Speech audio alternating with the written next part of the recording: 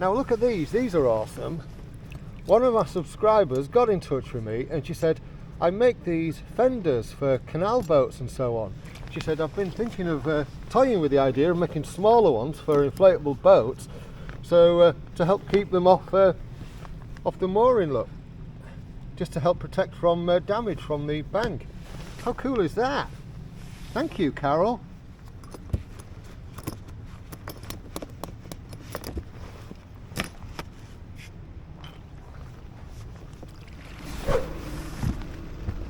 Well, I remember, I just wanted to say thanks to Kaz for the fenders.